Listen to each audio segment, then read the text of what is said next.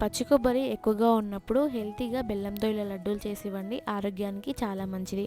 కొబ్బరికి వెనకాల ఉన్న brown colour part తీసేసి చిన్న చిన్న ముక్కల కింద కట్ చేసుకోండి. అలాగే బెల్లాన్ని కూడా ఇలా తురుముకొని పక్కన పెట్టేసేయండి. మిక్సీ జార్లోకి కొన్ని కొబ్బరి ముక్కలు వేసుకొని ఇక్కడ చూపించిన విధంగా మిక్సీ పట్టేసేయండి. నేను చూపించిన ఆ కప్పుతో నాకు 3 కప్పుల వరకు కొబ్బరి తురుము అయితే వచ్చింది. ఇప్పుడు స్టవ్ మీద మందంగా వెడల్పుగా ఉన్న కడాయి పెట్టుకొని స్టవ్ని మీడియం టు లో ఫ్లేమ్లో పెట్టుకుంటూ కొబ్బరి తురుమును వేసుకొని బాగా మిక్స్ చేసుకోవాలి. 10 to 12 మినిట్స్ పాటు బాగా కలుపుతూ మిక్స్ చేసుకోండి. ఇక్కడ చూపించిన విధంగా కలర్ చేంజ్ అవ్వాలి. ఇలా చేంజ్ అయిన తర్వాత 3 కప్పుల కొబ్బరి తురుముకి 1 కప్పు బెల్లం అయితే కరెక్ట్గా సరిపోతుంది.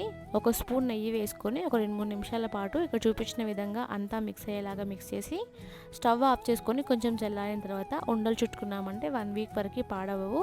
కొబ్బరి ఎక్కువగా ఉన్నప్పుడు బెల్లంతో లడ్డూలు చేయండి, ఆరోగ్యానికి చాలా మంచిది. Thank you for watching. Bye.